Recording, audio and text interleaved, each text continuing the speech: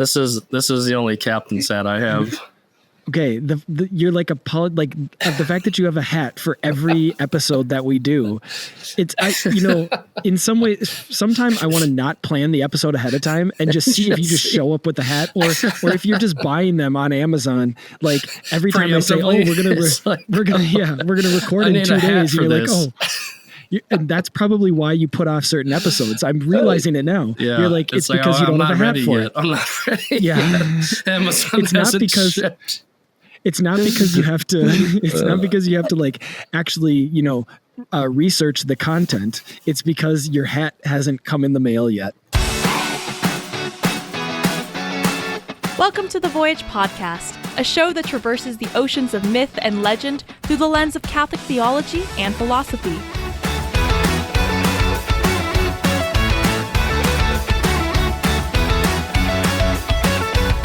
Come aboard as we set sail in pursuit of the heroic life and Christian virtue, with your hosts, Mike Schramm and Jacob Platty.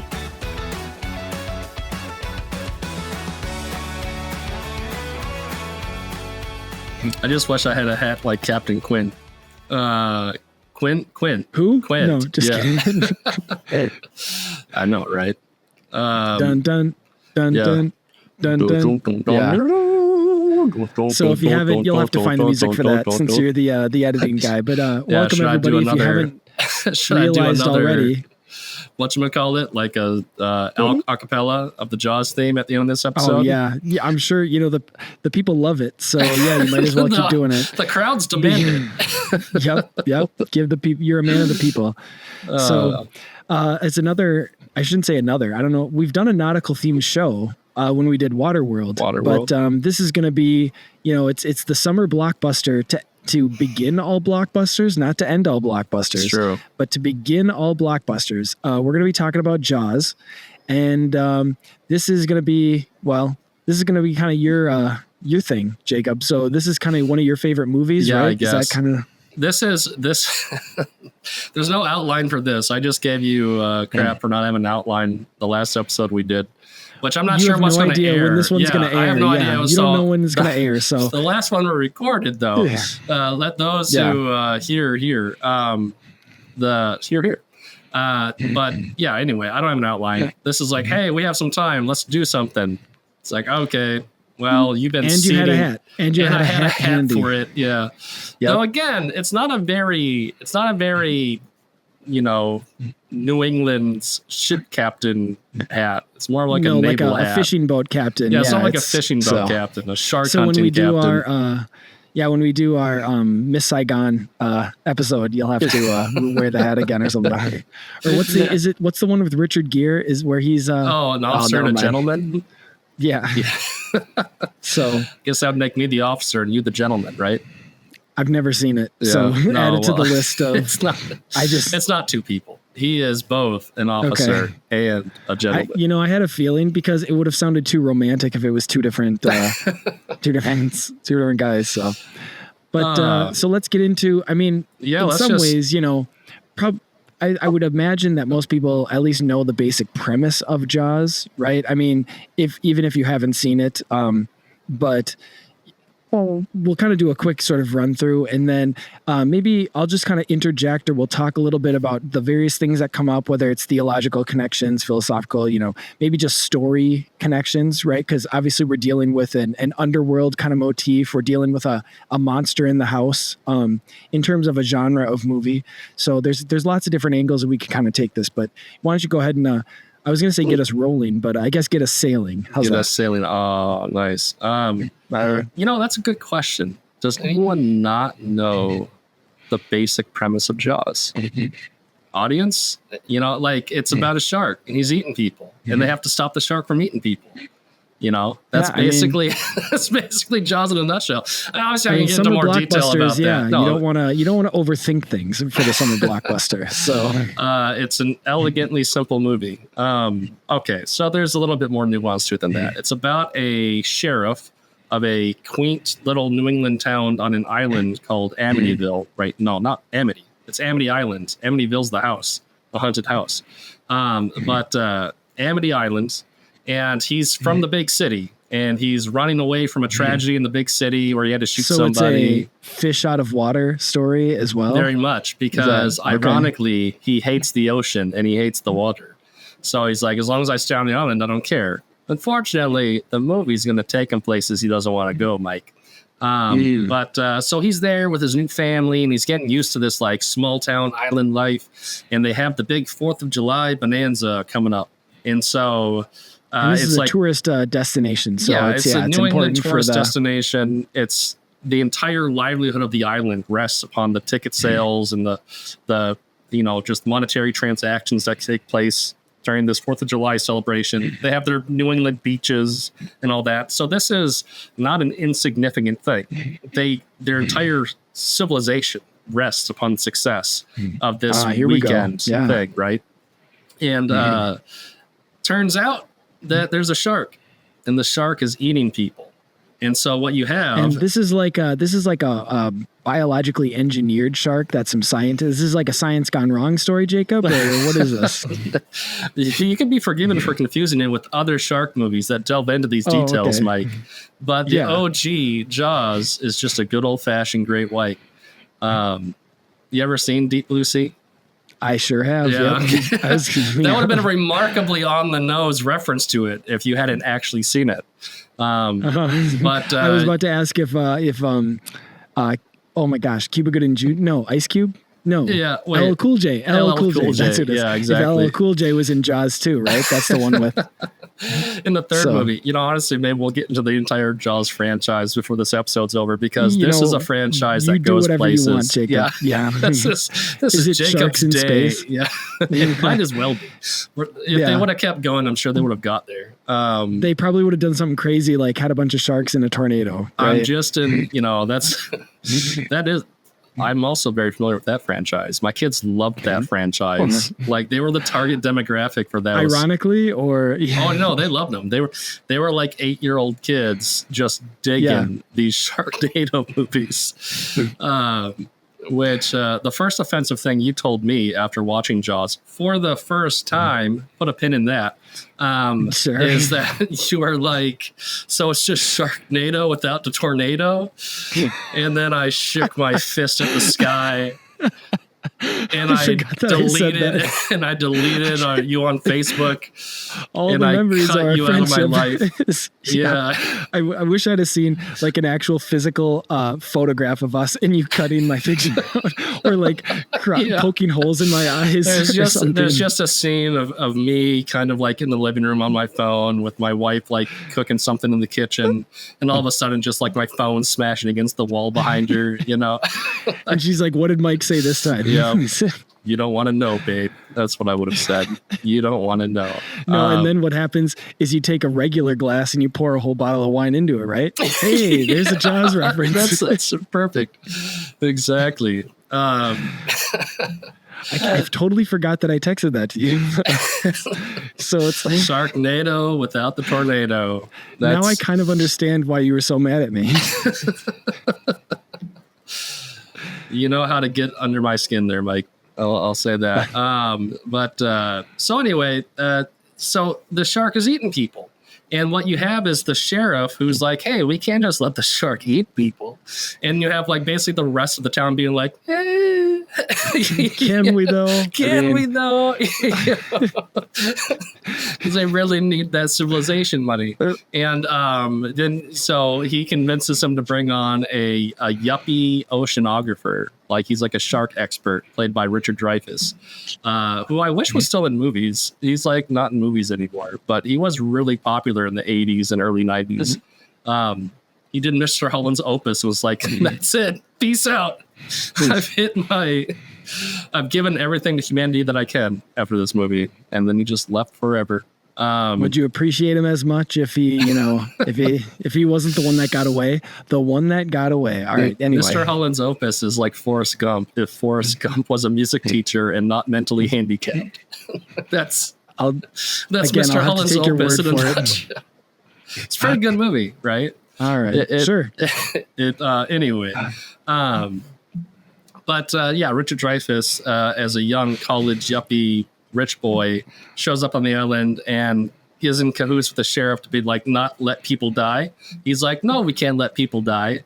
But the villagers are like, and so it's the woke liberal, college grad who doesn't want. It's this no good peacenik coming. Jaws is just a allegory for Vietnam. It turns out. Finally, someone had the courage to say it. And so this no good peacenik yuppie comes and convinces the sheriff that the shark's still out there. Meanwhile, you have the third person's trifecta, who's Captain Quint, who's the best character in the entire movie. And he you brought this up in a previous episode where it's like the mind, heart, and the soul, sort of like this is a classic trifecta. This is triumvirate. In like in every, not every movie, but in a lot of, it's very popular. This is, and well, we should get into that. It'll be a good addition to this conversation. But so Quint shows up and he's played by oh man, Google this for me while I keep telling the story because I'm blanking on him. But he's a great actor. And he is this salty sea captain. Robert Shaw. I love that guy. This salty sea captain, he promises to deliver the shark if they pay him a bunch of money. And after the bodies keep piling up and after like some children die and all that, eventually like the mayor of the town and the other vested interests are like, okay, fine. You three go out there and hunt the shark. Do we know for sure that there wasn't a conspiracy between Robert Shaw and the shark to make him like a sort of like they're in the back alley. Like so that he can extort more money from the mayor and stuff. Mm-hmm. Probably. I believe it.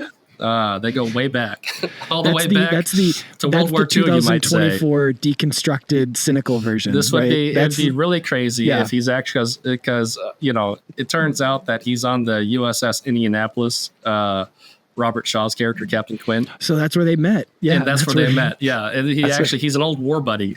Sue Jaws is. Yep. And they've just been playing this game all up the coast, for the last 20 years. Classic grifter. Yeah. Yep. It's basically, someone should make a prequel. Oh no, this is The Sting. You probably haven't seen The Sting either because I have seen The Sting. Oh, you have seen The Sting. Okay. Yes. This is The Sting. I've seen The Sting. That's what if the shark had done that with its fins? If the shark had done that with its fin on its nose. This is, oh man, I can't believe that needs to be created. There needs to be a Mad Magazine parody illustrated. I was gonna say like SNL, but SNL is even like too highbrow for a skit like that. It's got to be like an SCTV or something like that. This is brilliant. Oh man, this episode was worth it just for that joke. You're welcome. You're gonna bring a tear to my eye. You're welcome, audience. I'm practically crying laughing right now. That whole concept cracks me up. Okay, all right. Let's as you were. Yeah.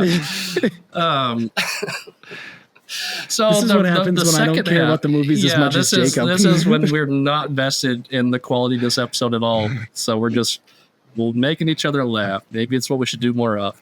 So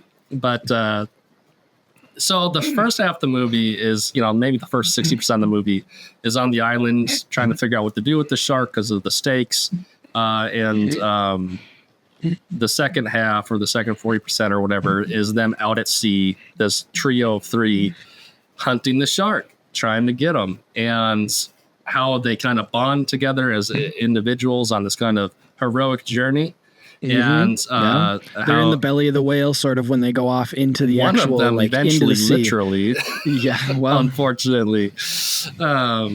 Spoiler alert for Jaws. Yeah. I mean, it's been 50 years. I guess it would have spoiled Mike as of like 2 weeks ago, but I mean, it wouldn't have surprised me. I've probably even like read the synopsis when they before, got out. You knew that someone had to die of this crew of three. Not all three can make it back, right? Didn't I even say someone's gonna die or someone? Was it ever a question of like who's gonna die though? Of those three characters, it's like, man, who dies here? It honestly, it could have been any of the three, and it would have been any. It would have been. They could have done it in a fitting way. They could have done it in a fitting way either way, right? I mean, if it was the sheriff, it probably would have been the most tragic. Yeah, that because he had surprising. the wife and kids, right? So, and he really is the main character in the audience surrogate and all that. Much more likely for one of the other two to have died. And they do a fake out. They do a fake out. College guy, if he had sacrificed himself for Shaw, that maybe would have been, very nice and tragic too. But the younger generation sacrificing themselves for the older generation. No, that would have been eaten right up by the boomer audience, wouldn't it? Although at the time they wouldn't have been that. It's if they had made Jaws today for that audience, because back in the 70s that wouldn't have been the case. They would have identified with the college student more so than with Shaw. Yeah, the yuppie. Richard Dreyfuss is the boomer, and Shaw or Quint, is the World War II greatest generation guy. So anyway.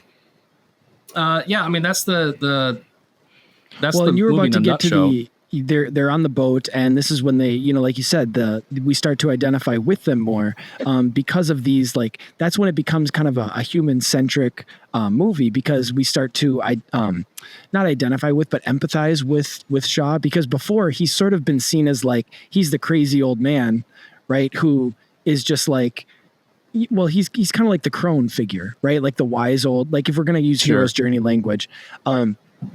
And so he's not the hero, right? He's the wise mentor kind of, like I said, crone. Yeah. But he is off-putting, right? He's always off-putting. He's off-putting to everybody when we first meet him, to the townspeople. To be, Mike. Quint, my hero. Aspire makes it sound like you're not as close to that as you might realize. I can only hope. You already shake your fist at, you already just put your fingers on the chalkboard just for no reason at all. So, but now we start to, obviously he's the one he has the great scene that, is very cinematic, and everybody, I asked you if he based this off of Dana Carvey's character in Master of is that where he was inspired to do that? Because that was amazing. Quint's not, you ever seen a shark, Chief? It's got a dead eyes, a doll's eyes. He has this gravelly voice that he does. That's the rest of the episode. I should just talk like Quint, and then we're gonna talk. But you gotta think about the trio there, Chief. The three. Well, and actually, it reminds me of do you remember the pirate character on Family Guy too, who's all peg legs, his arms and his legs are open? I feel like his voice is supposed to be based off of. I'm sure Quinn is such an iconic character, and he is kind of a Long John Silver type, right? Sure. Because Long John Silver, he's the classic pirate, and Quint as a captain, even though he was the cook, but yeah. Well, he was the cook for the Voyage, but he was previously the captain and the cook.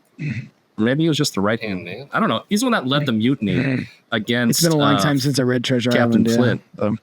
Captain Flint. The captain that Long John Silver mutinies against is Captain Flint. Captain Quint? You're the one that likes names.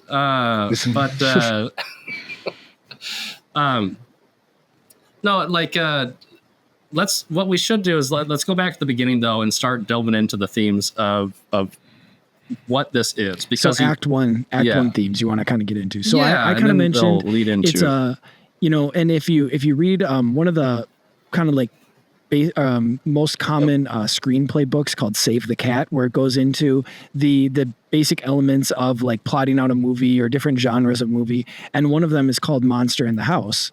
And we've talked about this a little bit when we were talking about the Babadook story. This is a monster in the house genre, even though obviously it's not a literal house. It's the house of, like you said, this New England community, and now you have this intruder, right? The shark, Jaws. Yep. And it's causing havoc, right? It's eating people. It's terrorizing the town and stuff. It's hurting them. They're never going to financially recover from this. So it's hitting them, in their wallets too. I do think, I think they do a good job of making the stakes feel real, because obviously you don't want to sit there and just let people get eaten, but you really come to sympathize with the reality that is facing this community, that this is this is one of those ultimatum type things. Because now it kills a young woman as the first victim, right? And then it kills a kid, but then it almost kills the sheriff's kid. Yeah. And that's when it's like, oh, wow. That's when it's like, obviously, I mean. Well, and then in the act of where the sheriff's kid almost dies, somebody else dies in his place, because an adult goes out there to try to like protect the kids or whatever. And so there's a third death in the pond, I think, right? Like where. Yeah. Well, and that's the other, like, oh my gosh, we're not even safe in this, off area off to the side kind of thing. Yeah. So, which again, that's where, and people have talked about this before, where it's like, it's almost like a preternatural monster. This isn't just a regular shark, right? And obviously it's supposed to be sort of mythical. It's supposed to, you're supposed to kind of be drawn into, like, even though it's obviously it's like a quote unquote real world situation, like, it's a real type of shark. It's a real, place in America, or like and it's not sci-fi or fantasy, but you are sort of drawn, it becomes almost mythic in the story itself. One of the things that I've always found interesting about Jaws is that it's considered a horror movie by horror movie aficionados, right? And when I say that, I mean to say, like, I don't really think of it as a horror movie, but it always pops up on 100 greatest horror movies of all time.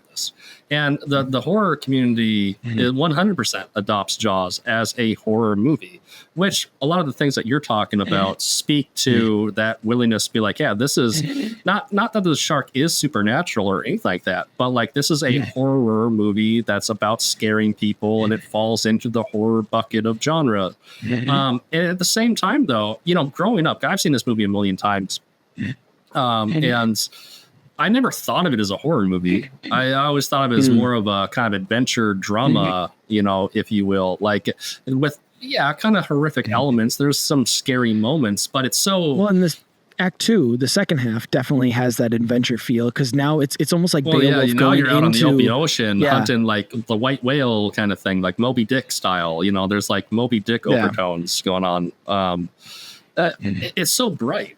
This is a 4th of July movie. Because I always think about watching this movie around 4th of July because it plays such a pivotal moment, reason behind the story arc, But, if you get into the kind of deeper weeds of the themes going on here, the fact that this is a community, that it's the 4th of July celebration that's happening, it really is a stand-in for civilization and America, right? Like this is the idea that the American people are what need to be protected from this kind of like ravenous beast kind of outside thing. Invader or it's almost like it's still the Cold War, the chaos, it's still Vietnam. Chaos invading the cosmos too, right? It's so not go back it's to not a very still Vietnam, but you're right. But it's no, in the mythical element of, like you said, if we treat it as like, right now this Amity is like the walled garden, right? It's the walled kind of paradisal location or setting.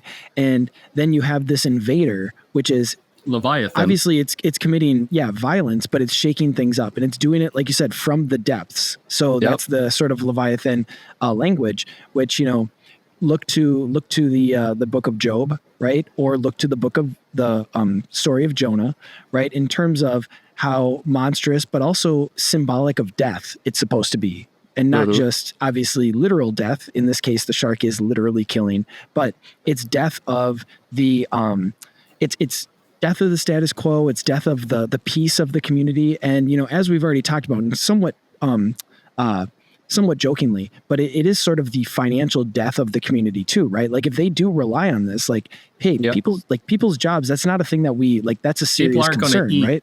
People aren't going to eat come, February because they don't have any money. It's not just about the one person who was eaten and killed by the shark, but now it's like the entire industry dies. The town might die because people have to move away, or the businesses close, or whatever, that, people stop having kids, or like the whole community dies. And that's a much I mean, it's not like worth more in the sense of like, yeah, this well, it's a much bigger problem. It's a cosmic death. It's cosmic, right? And that's why this is a mythical story. So that's that's kind of our, like, in terms of our theological or philosophical connections, right? This is setting the stage. And then I kind of want to get us into, or maybe we can do a little bit more of the story, but then we're going to talk about the triumvirate, right? Of our heroes and how they all sort of represent different aspects of the Christian soul, or of the Christian hero, so to speak. And that's in the case of, you got to remind me, I'm going back and forth between the actor's name and the character's name, but it's like Shaw, Quint, and Brody. Sheriff Brody is the... Yeah. So Quint is the captain, Sheriff Brody is the chief, and Richard Dreyfuss's character is called... I don't know. You should Google that too. You're quicker at it than I am. The college student? The yuppie. The oceanographer, the sharktologist. Whatever you call these guys. Sharktologist. But no, the only thing that I'll say to cap off the landlocked civilization is, the movie Hooper. There you go. Hooper. Hold the line, Hooper. It's a morality question, right? And so that's a theme that comes up a lot in the episodes that we do, where it's a utilitarian rubbing up against the virtue ethics type thing. Where is it right to sacrifice these people? This goes all the way back to our kind of Shirley Jackson, the lottery type question. Oh yeah, when we were talking about the scapegoat again. Yeah. Yeah. Because everything's on the line, right? And so do you crack a few eggs? Do you feed a few sharks to make an omelet? Some surf and turf. But and the movie does a good job of siding with the virtue ethics, right? The movie does a really good job of being like, no, we'll worry about people dying in the winter time when we get there. In the meantime, we can't just serve these people up on a platter. We're not going to do that, right? Eventually, the whole town gets there, but for a long time, the sheriff is really pushing for that and getting a lot of flack back because of the importance of the festival and all that. So it's a really good example of kind of like good old-fashioned virtue ethics. I'll say that about the overall story itself. Which, we've talked about this one, especially during Monster Month, how that is one of the, I don't want to reduce the value of horror movies to morality because I think they offer so much more, but it is one of the clearest, like I would say, valuable contributions that horror movies do is they can actually present oftentimes very Christian understandings of morality, but not in this pedantic, like almost like hackneyed way. Right. And we've had this conversation about or maybe I don't know if we have actually. Do you remember the movie It Follows?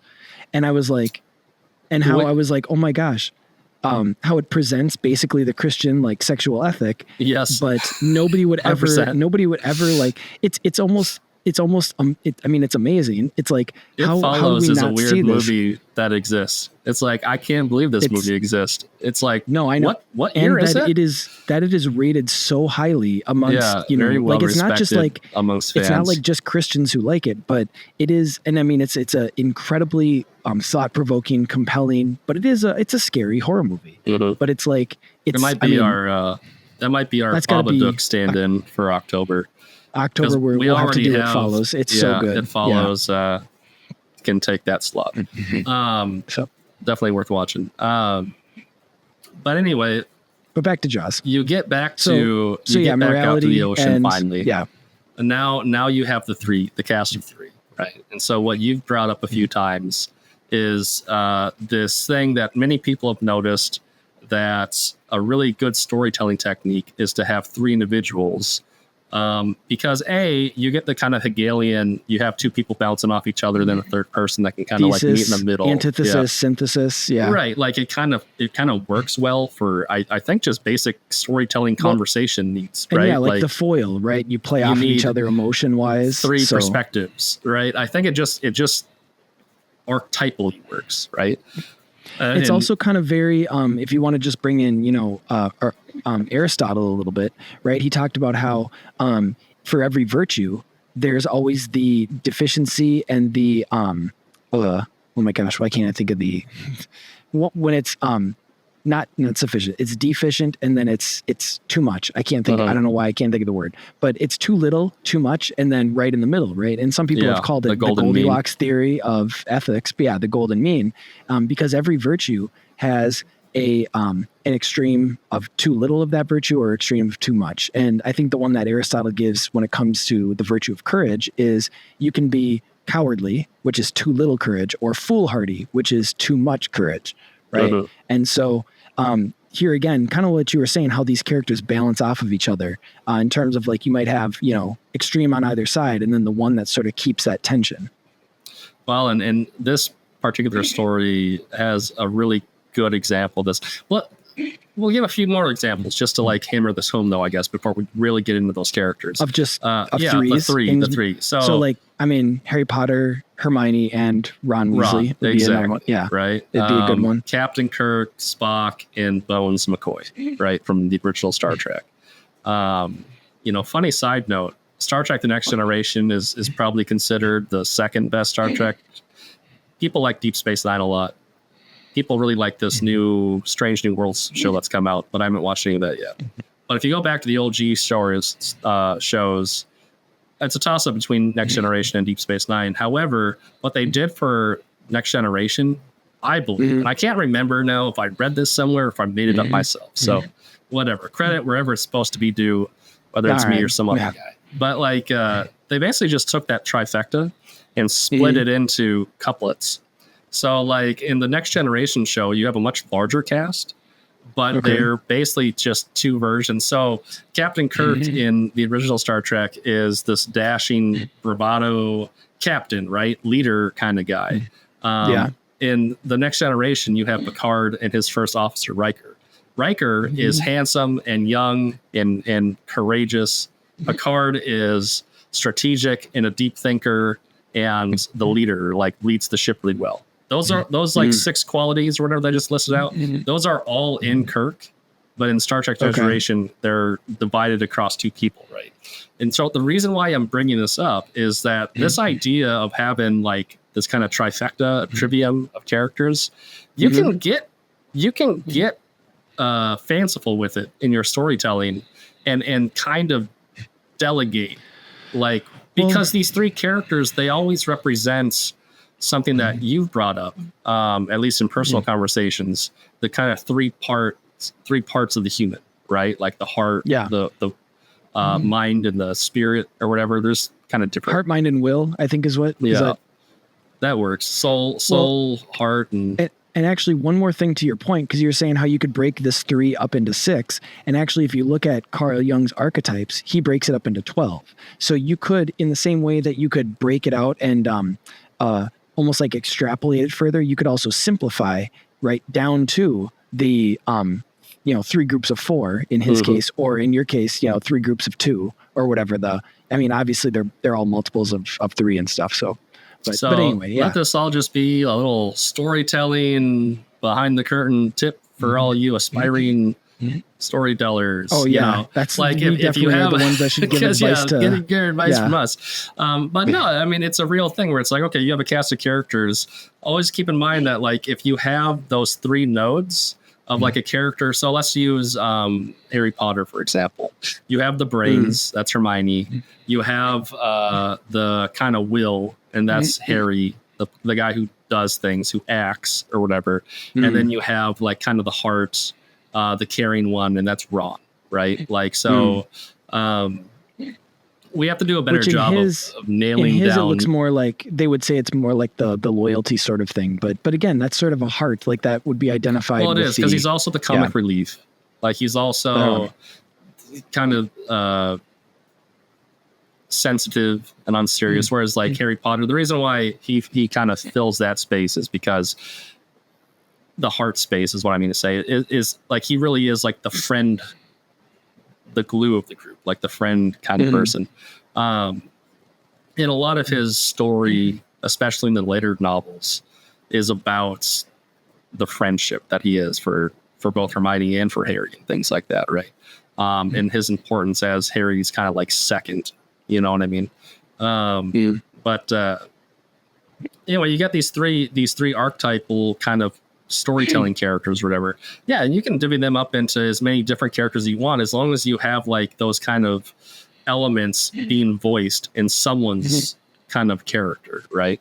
Just like what they did on Next Generation or whatever. Star Wars, obviously, with Han Solo, Leia, and Luke Skywalker.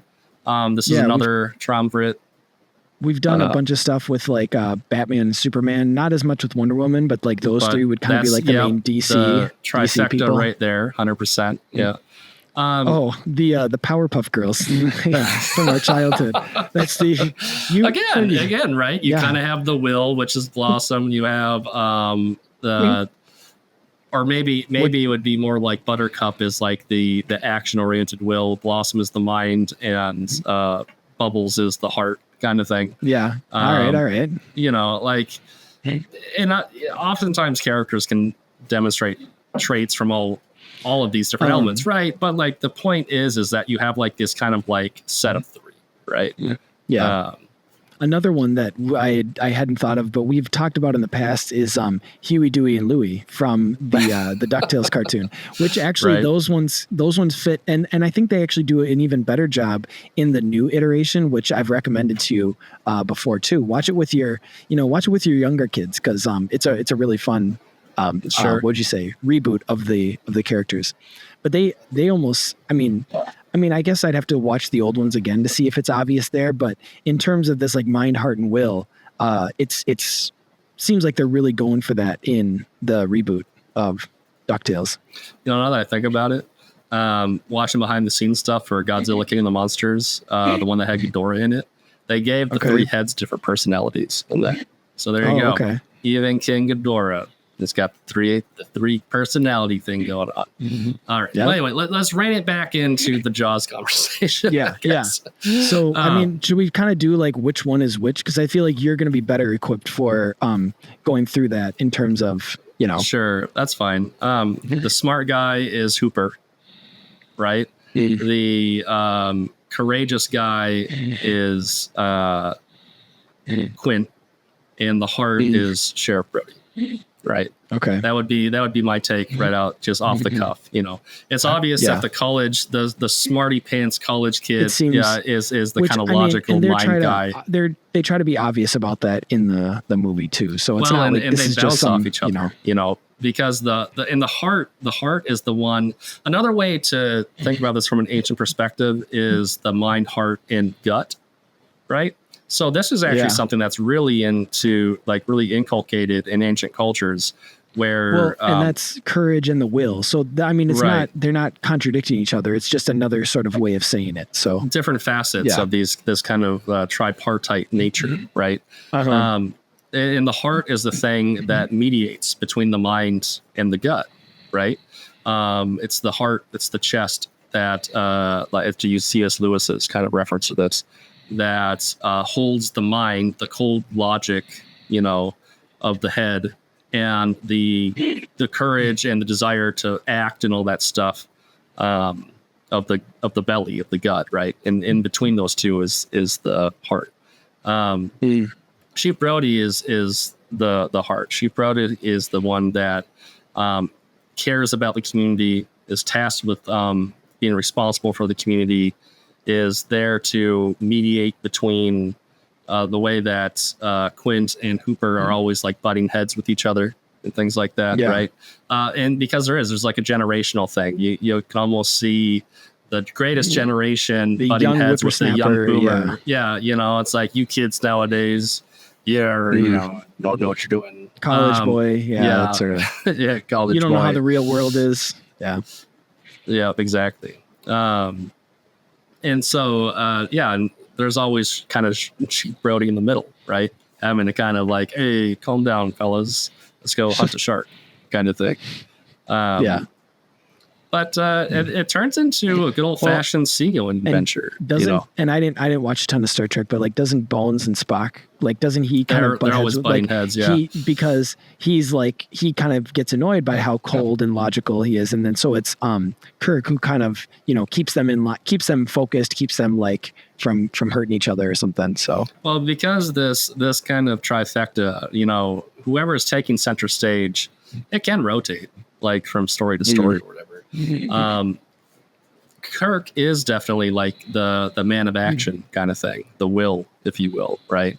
And Bones and Spock, the heart and the minds, they're the ones that are butting heads, all the time at that.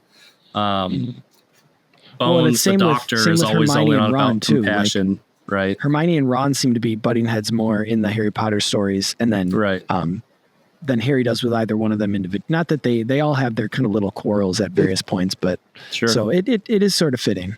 Mm-hmm. And I mean, I could maybe even like correct myself because, hey, I'm just making this up, right? Like I'm just calling it like I sees it kind of thing. Mm-hmm. But you could actually go back and say that Quint is the heart and Brody is the will and Hooper is the brains, right?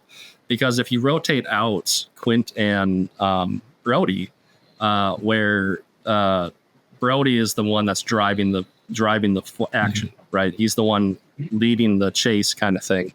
And it's the heart of Quint that actually has a lot of passion, right? A lot of kind of just human, kind of raw. Passion's the best word for it, right? He's very passionate about his shark hunting. And so you could refer to him as the heart as well, actually. Maybe that's a better organization of this trifecta. Quint has one of my favorites, probably arguably my favorite scene in all of moviedom, all of film history, is the USS Indianapolis monologue that he gives at the end, towards the end of the movie, right? This is a scene that I've seen this movie a million times, and if I'm flipping through the channels, or I don't do that anymore because we've moved on as a civilization. But like, back in the day, or anytime if I walk in on someone watching Jaws, and if it's close to that scene, or if that scene is on, I will stop what I will do. I will be riveted to that entire engagement, and it's never lost its luster. He is so magnetic when he gives that speech, and the way he tells the story, it's just good old fashioned campfire storytelling. And it just never gets old. That scene never gets old for me. It's one of the best monologues in history. You probably didn't care about it though. You probably were like, I might have been. I was probably scrolling through. Scrolling on my phone or something. I looked. What's this? Oh, okay. Yeah. Is this what Jacob was? Is this what Jacob was on about? This is the best scene in movie history. Okay, back to my phone. Kids these days, yeah, right. Yeah. And then they have the big confrontation, and that's right before. Or maybe we'll get into it, just so people have an explanation for what this U.S. Indianapolis scene is. He was delivering the A-bomb, right? And remember how I said this is like a civilizational story. This is a story about the fight for civilization and all that. Amity Island is under attack by outside forces, by elemental forces, and civilization's at stake. Well. Lo and behold, by the end of the movie, you have this atom bomb dropping the bomb on Japan, a monologue given kind of thing. And so it's supposed to be sort of a parallel, right? Of like you have these people confronting the end of their, little civilization, and now he's going to tell a story about his participation in the end of a civilization. Exactly. And it kind of works on a level because it's also so what happens in the story that he tells is they're sitting there, they're getting drunk in the bottom of the boat, and they're telling scar stories. This is how I got that scar. This is how I got that scar. And Quint has a gnarly scar on his arm, and they asked him where he got it. He's like, it was the Indianapolis. And everyone knows what that story is because at one point this was like, I guess, a thing that Americans knew about. It was before my time, frankly, but I know about it now. They were delivering the atomic bomb to the island that was going to go fly it to Japan. But it was such a secret mission that nobody knew about it. Like, nobody knew about it anywhere. So when they were struck by a torpedo and the ship started to sink, they sent out a distress beacon, but no one was waiting to listen for a distress beacon. And the crew of the USS Indianapolis had to wait something like a week. It was like 4 or 5 days or something like that before the amount of time it would have taken for them to deliver it and come back to base. Once that time elapsed and they still weren't back from base, that's when U.S. command understood that something had happened to the ship. And that's when rescue parties started to go out. But in the 4 or 5 days it took for that time to elapse, all the survivors of the ship, which sunk in like 12 minutes or something like that, were just floating in the ocean. And then the sharks came. Okay. And he tells this is all a true story, by the way. This is 100% what happened in real life. And the sharks just started to swim around and started eating the people. And he tells this absolutely horrific tale of sitting there surrounded by all these men who are just trying to survive and just hoping that they're not the one that gets picked off. And they never know. They just never know who's going to be next, right? Or who's going to get picked. And it's there's this sense of the callousness of the universe because it's random, right? You know, it's arbitrary. No one deserves to get eaten by a shark. It's just that sometimes a shark's going to roll up and eat you, right? And the character of Quint, suddenly everything about this person you understand because he's this gruff, cantankerous, kind of jaded individual who's just doing it for himself. You know, he's mercenary, right? And it's because he's seen his friends get eaten by sharks one by one in this climactic, horrific moment as he's sitting there delivering a bomb to blow up 100,000 civilians, right? And so is this kind of nihilism that's kind of sunk into his character. And this is the good guy. And he's the good guy. Well, and he doesn't come across as bad at all. He's human. It's just he's tragic. He is Moby Dick. He's Captain Ahab, you know, hunting his white whale. Like, and there's never enough sharks in the ocean that he can kill, right, to take his vengeance upon that moment in his life, kind of thing. And so, he tells this totally gripping monologue about that. And right at the end of it, that's when the shark strikes, right? And so there's this sense of you've been primed for this elemental, like, oh, Quint isn't hunting sharks. He's hunting like, you know, justice. The one who got his friend. Yeah, he's hunting, you know, life itself, right? Like he's lashing out against the world kind of thing, you know, or taking revenge where he can find it kind of thing. And then he gets eaten. So, you know, I mean, because he is the one out of the three that doesn't make it back. He's the tragic one that doesn't make it back. They do a fake out where Hooper goes into the water in a cage, right? You know, Mr. Smart Guy.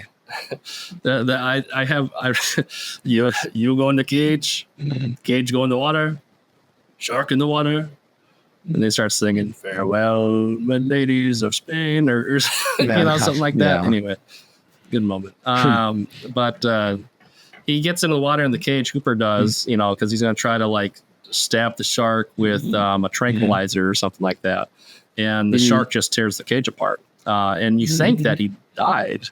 Right. The movie gives a sense of, oh no, they got Hooper, the creature got Hooper kind of thing. But no, he makes it back after Sheriff Brody blows up the shark because so it's 4th of July and there's some fireworks after all. There's some fireworks. Right? Well, you know, and it brings to mind who was it? Saint Gregory. That was like Christ dangled himself on the hook. and Satan came up or maybe it was Death or Satan came up and swallowed the hook, and then Death blew up. This is a thing, so he gets dangled. Church fathers, and then and Death blew up, right? When it made contact with God, it exploded, kind of thing. That's what happens to Jaws at the end of this movie. He's got some air tanks in his mouth because they fell in there at some point, and it gives Brody a chance as he's hanging on the cross, sticking out of the water, because by this point the ship is sunk, and the only thing that's left is the mast sticking out, and it's got like a cross beam at the top of the mast. Perfect. You basically have Brody kind of like hanging with his arms on the mast, and he's got like a rifle at this point, and this was a PG movie.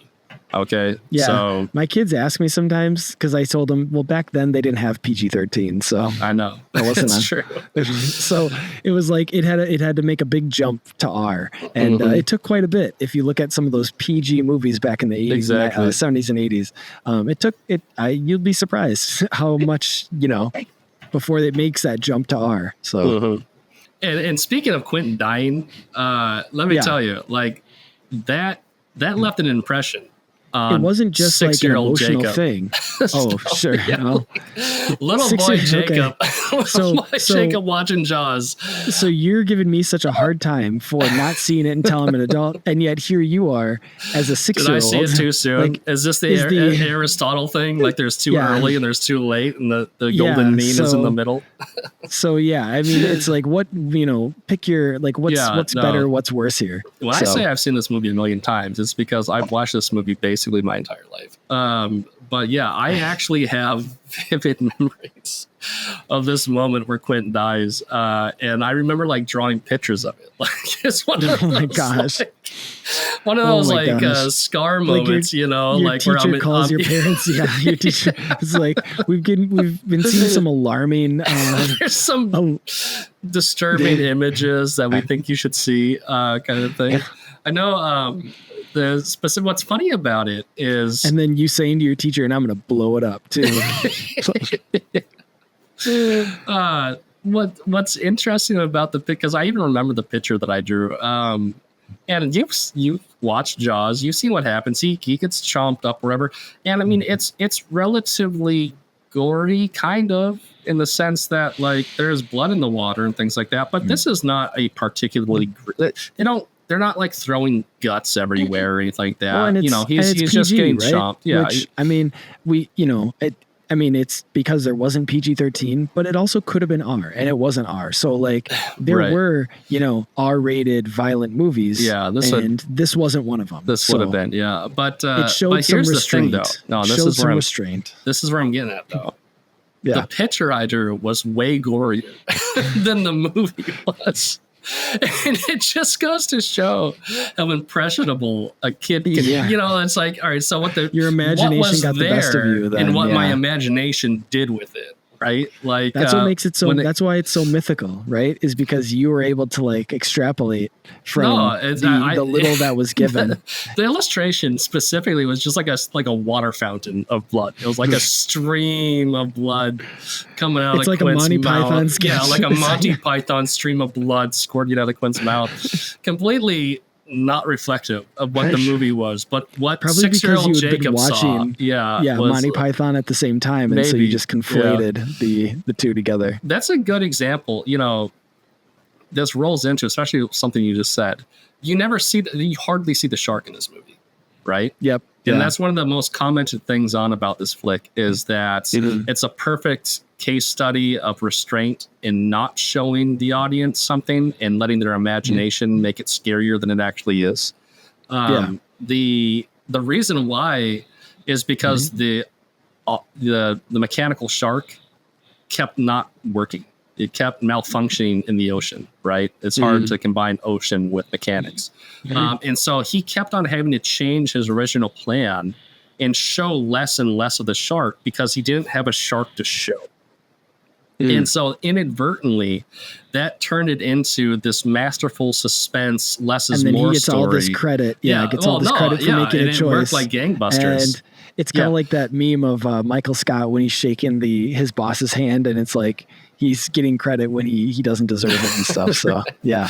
But and for better or for worse, like posterity benefits though, because like now you have this awesome example of how much a story can belong to the audience, right?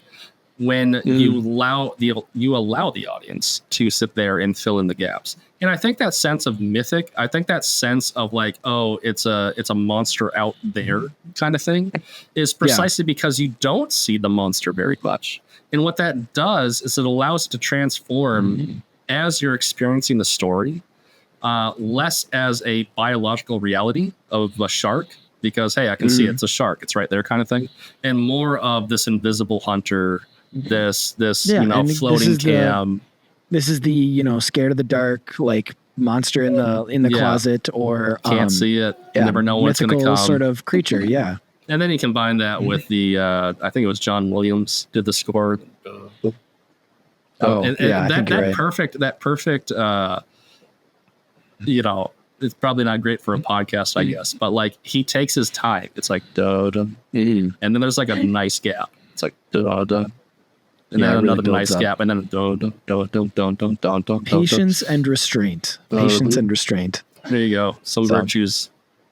Little temperance. Little Steven Spielberg temperance for you. There again, temperance it's the virtue that moderates the, so that it's not too much or too little. So it's the thing that creates the golden mean in all the other virtues. So temperance is the one that moderates the other virtues. So there's this nice kind of web that it creates too. Well, I don't know. Maybe that's all we can say about Jaws. Maybe we should show some temperance and allow the audience to go watch it for themselves and come to their own conclusions. Sure, whatever you want. I thought that was that wasn't very enthusiastic. Yeah. Hey, you can cut. We just give you the content, and then you just cut it and edit it however you want, right? That's what we didn't get around to talking about is where this franchise goes. And then the second, in terms of sequels, the second one, it's the same cast of characters out. Well, like the chief anyway. The other two are gone by this point, but it's his family getting stuck on a boat in the ocean. And so now the entire movie is like the kids on a life raft in the ocean with the shark, and it's like teenagers and all that. It's much kind of more of a slasher. They really leaned into like the horror movie element of it for the second one.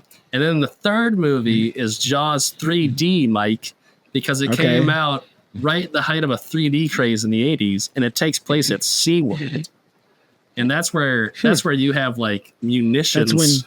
That's when the show jumps the shark. Is that what you're gonna? Literally. That's when the movie jumps the shark. It's got the sky. There's ski. What is it called? Water skiing people. It's just like the Fawns. It's that actually happens in the movie.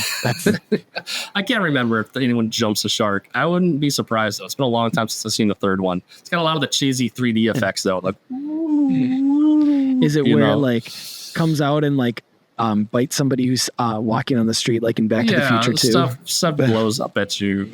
I guess maybe this is where Deep Blue Sea came from, because it's all like a lot of the aquarium is like underwater, so they're like in underwater like glass tunnels. I don't know. They were pushing. They were making it an adventure for the third one, that's for sure. And then the fourth one we don't talk about. Before all of them. I didn't even know there was a fourth one. So why don't we talk about that one, Jacob? That one, nobody likes that one. That one takes place in the Bahamas, and it's the return of Sheriff Brody's wife, because I guess that's the only person they could get to come back. And it's like, who cares about Sheriff Brody's wife? I feel that we like her. She's fine. But it's got Michael Caine in it, though. That's right. As what? He's the shark. He's the voice of the shark. Because that makes it worth watching. Want to watch an ocean bird, Sheriff Brody. So how do they explain the no husband then? Is she looking for love? I think he died of a heart attack or something like that. Somebody says to her, there's plenty of fish in the sea. I do think that there is a kind of like love story going on between the wife and Michael Caine's character. I think he's a boat captain. So they've gone very far away from Quint. For number 4. Right. Now you have Michael. You have the dapper English gentleman boat captain. So yeah. Anyway, it's fine. It's whatever. I don't know. Nobody likes that one. It's fine. It's whatever. Yeah. The first one though, classic. Well, yeah, we'll see how this one turns out. Thanks for joining us, everybody, to this episode of the Voyage podcast. And gosh, if you made it all the way through this one, then you better like and subscribe and leave a 5-star rating. I mean, if you like Jaws and stuff, Who doesn't like Jaws? Fun. I'm wearing a cool hat. Yeah, that'll have to be in the thumbnail. And just get this episode and our show out there. And we look forward to talking with you guys again. So make sure you get to the beach. There's not like a follow-up. Let's just get to the beach. Okay. Get to the beach and don't be afraid of the water. A tagline. I don't know. Now it sounds like you're just like giving advice, like life advice. Remember to wear suntan lotion. It's anything else? Like keep your eyes on the water. Get there early so you can get a good parking spot. All right. Have a good summer. Thanks for listening to Voyage Podcast. The Voyage Podcast is a production of Voyage Comics and Publishing, which seeks to create exceptional entertainment informed by Catholic values that inspire people to live a heroic life. Voyage Comics seeks to advance truth and beauty found in powerful stories. To learn more, visit voyagecomics.com. You can also follow us on Facebook, Twitter, and Instagram.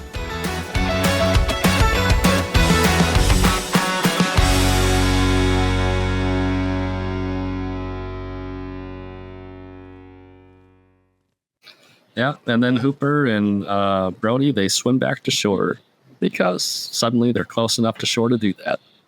We're just going to roll. Well, because it's mythic, right? Right. All you had to do is, you don't want them down to die into on the ocean too. They can't die, Anyway. And, the threat is gone, so. Yep. This is a great movie. I highly recommend it. Don't pull a mic and wait your entire life to go watch this thing. Yeah, but I'm pretty happy, so it's okay. Not as happy as you could have been, Mike. Think about all those years you could have enjoyed this story. So much more fulfilled, right? I know. Shoot, dude. I feel bad for you. For you. That's what. I mean, it took this for that to happen. Sure.